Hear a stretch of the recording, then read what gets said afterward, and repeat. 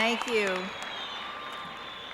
I just wanted to tell you how disappointed we were, and I know how disappointed you were, and thousands of people who were hoping and waiting to see you in the parade.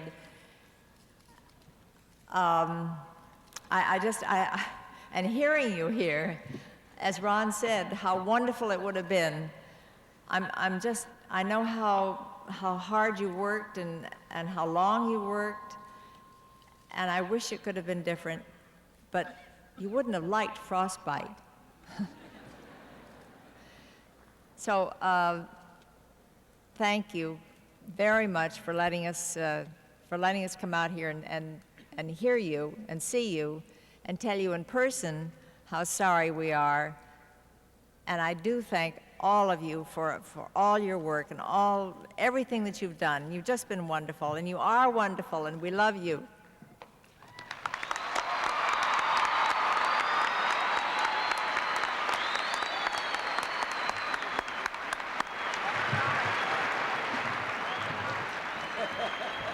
You scared me. I forgot something.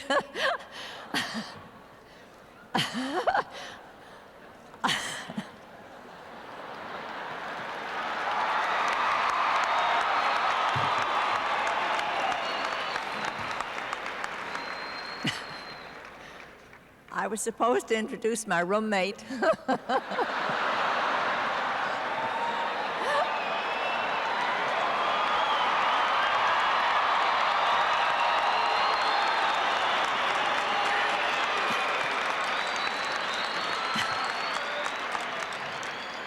Who happens to be my husband, who happens to be the President of the United States.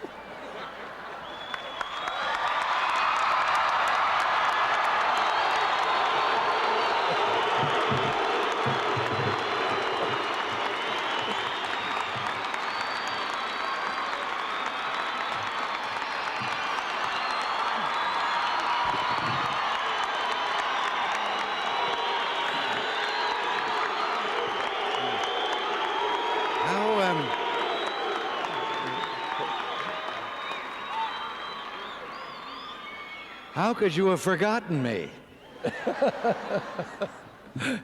Well, good afternoon. I'm told that this is the coldest day in inauguration history.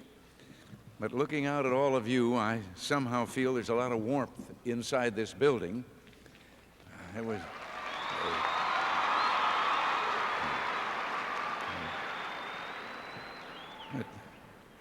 Who would ever thought that I'd be the one standing up and talking while almost all of you were sitting down and listening? It just goes to show here in Washington things have a way of turning out the opposite of how we intend. I know you didn't get your chance to salute all of us, but I just want you to know how happy and how important it was for Nancy, myself, and the Vice President and Mrs. Bush to come here to salute all of you. You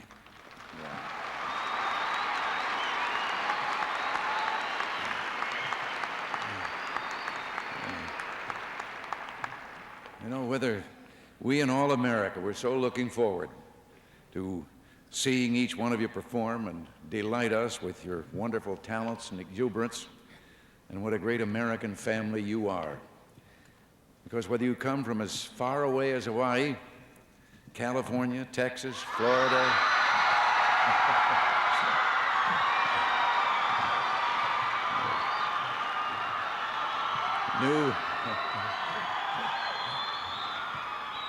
New York or Mississippi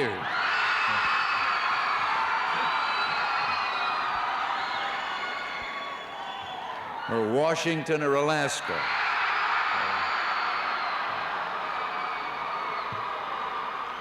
Where I'm told the team from Alaska was the only one that came here and really was and could have gone through with the parade, because they came with a team of Huskies, and I can't go on naming all your states, because I know all 50 are represented here, and the territories, and you represent America at its best, and you would have given America the greatest show on earth.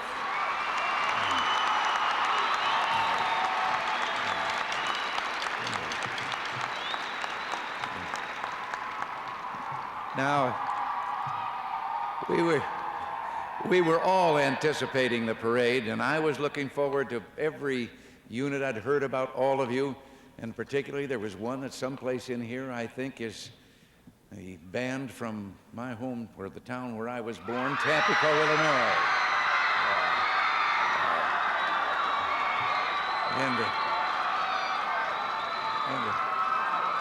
And with that band was going to be the pom-pom girls from the high school, Dixon, Illinois, where I graduated.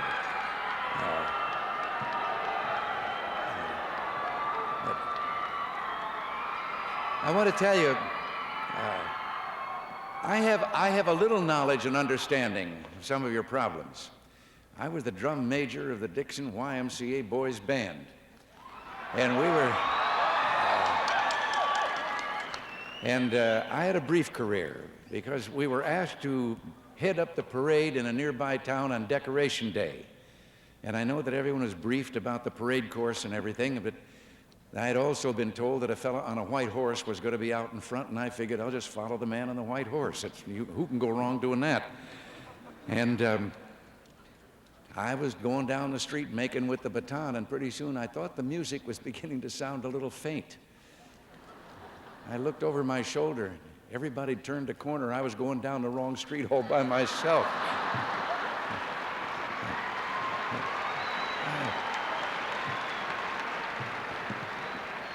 I kept right on walking, right out of a musical career.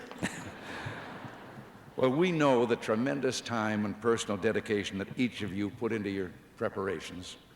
Everything from bake sales to getting church and civic groups to help you raise the money to pay your way, to the long, long hours of rehearsal so that you perform at your very best. And I don't want to forget to mention one other very important group of participants who are here with us too, our United States military personnel.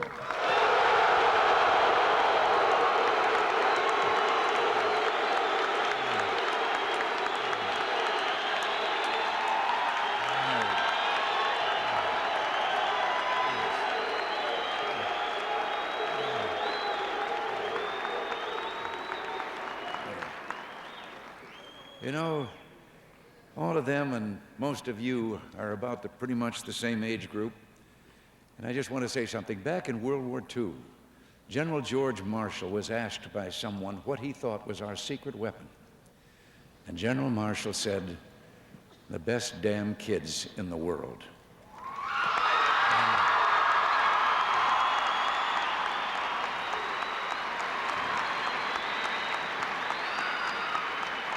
And you know something? If he were here today, he could say the same thing because you are.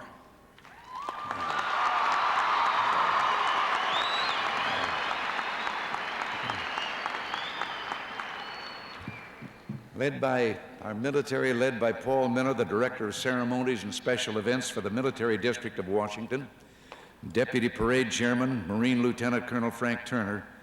They were a tremendously effective organizational team, and they would have been there to line your parade route down Pennsylvania Avenue. And let me tell you, I and all of us up here, George and Barbara and Nancy, we were raring to go. I went searching into the closet. I had a pair of long johns. I was going to put them on. Last time I wore them was in the 1980 primary campaign in New Hampshire.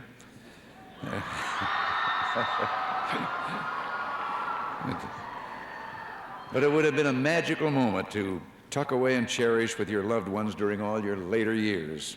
But it was not to be. And I just hope you understand that we only made this decision after we were convinced that it was absolutely necessary to protect your own health as well as the health of the thousands who would be lining the parade to watch you. Believe me, we had professional medical advice in making that decision.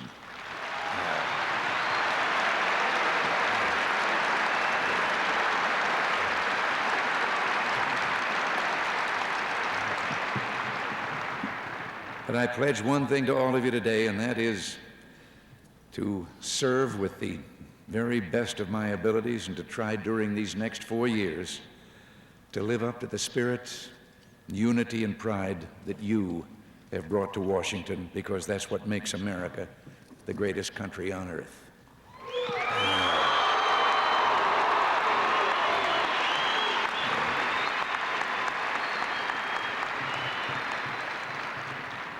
There's another thought that I'd like to leave with you, and that is that your trip here, despite the cancellation of the parade, is still very worthwhile and important, because all of us together have been participants in a great miracle of modern history, the simple, peaceful continuation of power ratifying the sovereignty of we the people.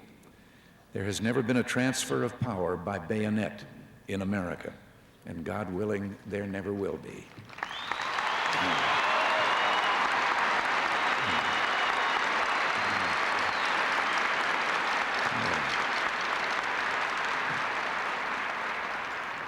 Thomas Jefferson once said, "How little do my countrymen know what precious blessings they are in possession of, and which no other people on earth enjoy."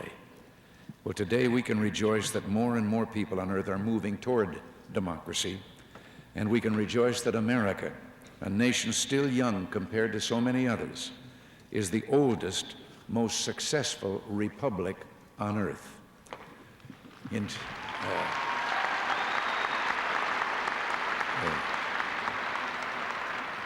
In 2 years, we will celebrate together the 200th anniversary of our Constitution. And what a day that will be for parades, not only in Washington, D.C., but all across our land. So while we could not go through with today's festivities, we can celebrate in our hearts the continuation of this wonderful experiment in individual liberty and self-government. And we can give thanks that we remain today, as Abraham Lincoln said over 100 years ago, the last best hope of man on earth. God bless you all. Thank you all again. Have a safe journey home.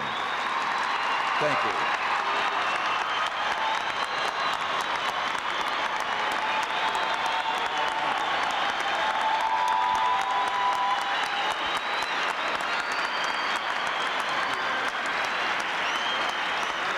Mr. President and Mr. Vice President, we now present